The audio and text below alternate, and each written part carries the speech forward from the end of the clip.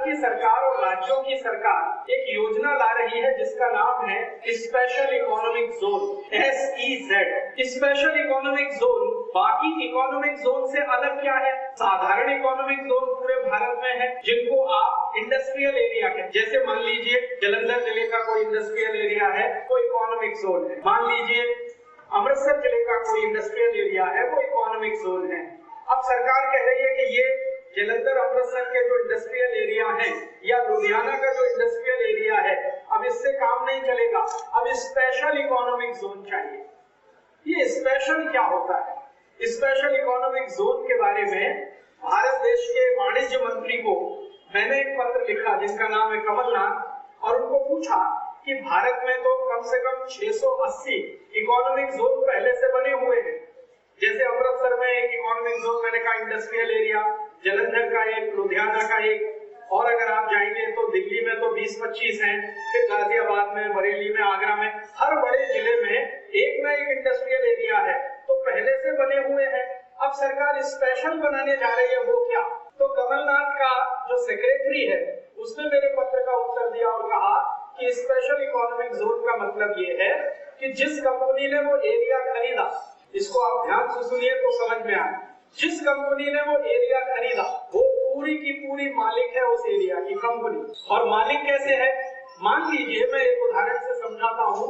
दसवा के आसपास किसी कंपनी ने 10,000 एकड़ जमीन खरीदी स्पेशल इकोनॉमिक जोन बनाने के लिए, तो वो 10,000 एकड़ जमीन के अंदर आप प्रवेश नहीं कर सकेंगे। आप माने दसवा में रहने वाले लोग, पंजाब में रहने वाले लोग, हिंदुस्तान में रहने वाले लोग उस जमीन पर प्रवेश नहीं कर सकेंगे जब तक वो कंपनी आपको परमिशन ना दे।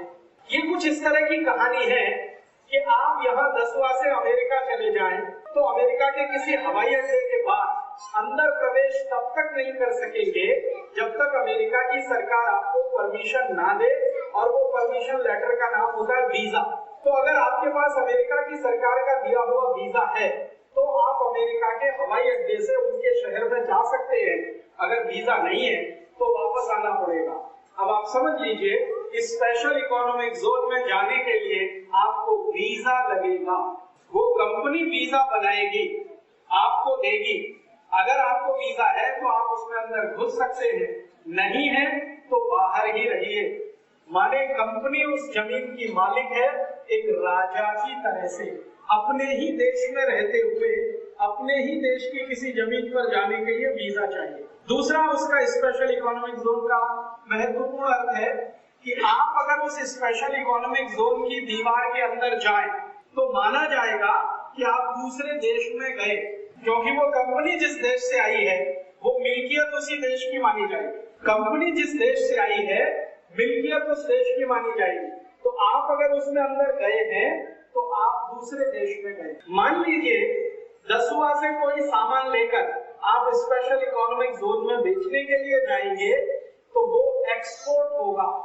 एक्सपोर्ट एक शब्द इस्तेमाल होता है जब भारत का माल दूसरे देश में बेचा जाए, लेकिन स्पेशल इकोनॉमिक जोन में जो माल आप बेचेंगे उसको सरकार बोलेगी आपने एक्सपोर्ट किया।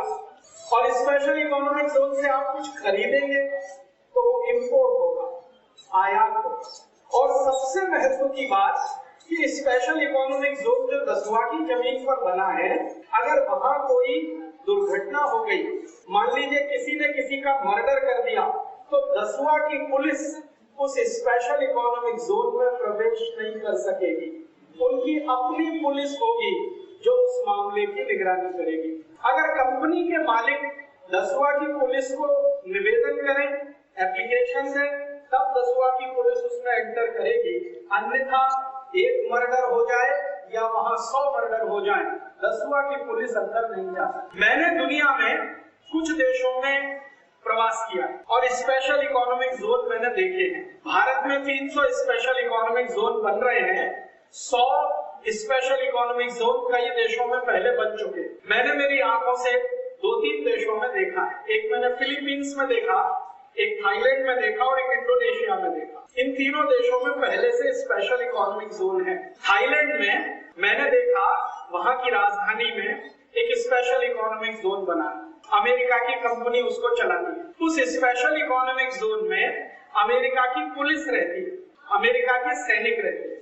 वो अमेरिका की पुलिस और सैनिक अक्सर वहां से बाहर आते हैं और थाईलैंड की बहन बेटियों को उठाकर स्पेशल इकोनॉमिक जोन में चले जाते हैं। उनके साथ रात दिन बलात्कार होता है। जब उनका मन भर जाता है, स्पेशल इकोनॉमिक जोन से निकाल के उनको बाहर भेज देते हैं। थाईलैंड के एक पुलिस ऑफिसर से मैंने पूछा, आपकी आंखों के सामने आपके देश की माताओं बहनों की इज्जत लुटती है और अमेरिका के सैनिक उनसे बलात्कार करते हैं, आप कुछ करते क्यों नहीं? तो थाईलैंड के पुलिस ऑफिसर ने मुझे कहा, जो वहां का डायरेक्टर जनरल था, कि हमारे पास अधिकार नहीं है। इस स्पेशल इकोनॉमिक जोन में थाईलैंड का कानून नहीं चलता, यहाँ पर अमेरिका का कानून चलता है। और अमेरिका में दूसरी जात की किसी महिला से बलात्कार किया जाए तो उसकी सजा ज्यादा नहीं है, अगर गोरी महिला से बलात्कार हो तो उसकी सजा ज्यादा है। फिलीपींस में मैंने देखा, मनीला में इसी तरह का एक स्पेशल इकोनॉमिक जोन बना हुआ है। आज से लगभग 7 साल पहले मैं फिलीपींस गया था मनीला, तो वहां मैं देख रहा था कि उस समय हंगामा मचा हुआ था संसद में, फिलीपींस की संसद में। हंगामा ये था कि अमेरिका की पुलिस और अमेरिका की आर्मी जो स्पेशल इकोनॉमिक जोन में रहती है, वो मनीला की माताओं बहनों के साथ छेड़खानी करते हैं और उसकी शिकायत पुलिस को दर्ज होती है। पुलिस कुछ नहीं कर पाती, क्योंकि पुलिस कहती है अंदर जाने का अधिकार नहीं, किसी को अरेस्ट करने का अधिकार नहीं। तो मामला वहां के राष्ट्रपति के सामने था और राष्ट्रपति की हालत ये थी कि वो अमेरिका से विनती कर रहे थे, वहां के राष्ट्रपति, कि प्लीज आप अपने सैनिकों को और पुलिस वालों को समझाइए, हमारी माताओं बहनों की इज्जत से खिलवाड़ ना करें। मुझे लगा इससे बड़ी गुलामी क्या हो सकती है कि मनीला की जमीन पर बना हुआ स्पेशल इकोनॉमिक जोन अपने माताओं बहनों की रक्षा नहीं कर सकता। और यही एग्जैक्टली मैंने इंडोनेशिया में देखा। जकार्ता के पास ऐसा ही एक स्पेशल इकोनॉमिक जोन बना हुआ है। मुझे बहुत डर लगता है कि ऐसे स्पेशल इकोनॉमिक जोन 300 भारत में बनने जा रहे हैं और बड़ी बड़ी अमेरिकन कंपनियां उन जमीनों को खरीद रही हैं। अमेरिकी कंपनियों के लिए भारत में जमीन खरीदना बहुत आसान है।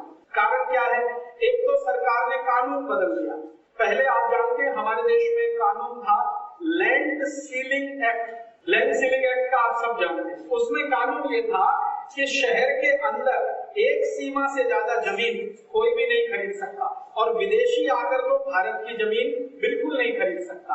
विदेशियों को जमीन चाहिए तो लीज पर मिल सकती थी, खरीद नहीं सकता था। सरकार ने वो लैंड सीलिंग एक्ट बदल दिया। अब लैंड सीलिंग एक्ट बदलने के बाद जो नया कानून आ गया है, उसमें कोई भी अमेरिकी कंपनी चाहे कितनी भी 1000 एकड़ जमीन खरीद सकती है। अब उनके लिए जमीन खरीदना बहुत सस्ता सौदा है। कैसे? वो $1 लेके आते हैं तो यहाँ 45 रुपया हो जाता है, क्योंकि हमारा एक्सचेंज रेट गड़बड़ाया हुआ है। एक जमाना था जब भारत आजाद हुआ था, तब $1 और $1 था।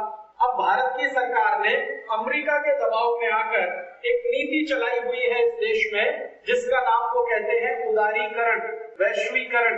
मैं कहता हूँ वो अमरीकीकरण। ना उदारीकरण है ना वैश्वीकरण है, वो अमरीकीकरण है। ग्लोबलाइजेशन, लिबरलाइजेशन तो नाम है, वास्तव में वो अमेरिकनाइजेशन है। उस नीति के चलते सरकार ने क्या किया है, पिछले 17 वर्षों में रुपए का भाव बहुत बुरी तरह से गिरा दिया और डॉलर का भाव बहुत बढ़ा दिया। आप में से कई बुजुर्ग यहाँ बैठे हैं, आपको याद होगा सन 1991 में $1 में ₹7.80 थे, 91। अब 2007 में $1 में 45 रुपए है। तो अमेरिका की कोई कंपनी $1 लेके आती है, यहाँ वो 45 रुपया हो जाता है।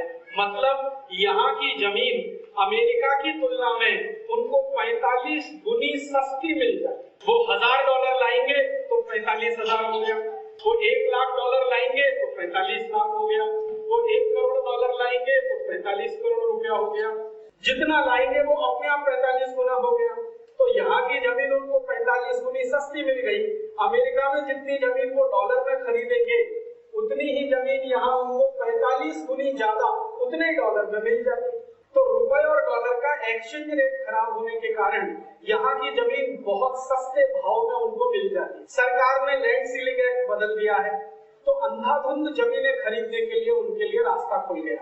पिछले 3 वर्षों में मैं भारत सरकार के द्वारा अमेरिकी और विदेशी कंपनियों को बेची गई जमीन के रिकॉर्ड्स एक एक करके इकट्ठे कर रहा हूं।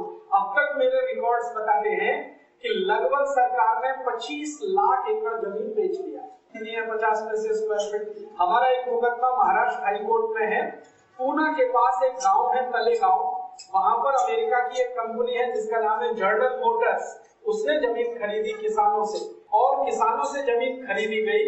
आपको सुनकर ताज्जुब होगा, 1 फीट लंबी और 1 फीट चौड़ी जमीन ₹1.15, 1 स्क्वायर फीट ₹1.15। ऐसी उन्होंने वहां पर 5000 हेक्टेयर जमीन खरीदी है। 1 हेक्टेयर में 5 एकड़ होता है, मैंने 25,000 एकड़। भाव है ₹1.15 स्क्वायर फीट। जमीन ले लिया, उनके नाम हो गया। अब उस जमीन को उन्होंने प्लॉट करके बेचना शुरू किया है, तो उसका भाव है ₹17,000 स्क्वायर फीट। वही जमीन। आप पूछेंगे जी इतनी महंगी कौन खरीद रहा है?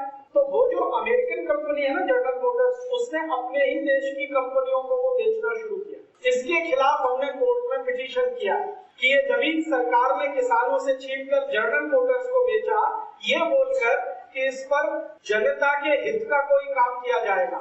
और अमेरिकन कंपनी आकर इसको प्लॉटिंग करके बेच रही है, इसमें कौन सी जनता का हित हो रहा है, भारत की या अमेरिका? तो अदालत ने उस पर अभी सुनवाई शुरू की है, स्टे नहीं दिया है। फैसला कब आएगा मालूम नहीं है, लेकिन ऐसा हिंदुस्तान के सभी राज्यों में हो रहा है। स्पेशल इकोनॉमिक जोन बनाने के नाम पर किसानों से जमीनें सस्ती कीमत पर छीन लेना, फिर उनको महंगी कीमत पर बेचना। स्पेशल इकोनॉमिक जोन में अमेरिका की कंपनियों के बनाए हुए नियम कायदे कानूनों को चलाना, भारत का कानून नहीं मानना। कुछ कंपनियां तो बोलती है कि हम भारत का संविधान भी नहीं मानेंगे, भारत सरकार क्या कर लेगी हमारा? सच में कुछ नहीं कर सकती, सच में कुछ नहीं कर सकती। सरकार ने एक बार जमीन दे दी तो सरकार के हाथ से सब गया।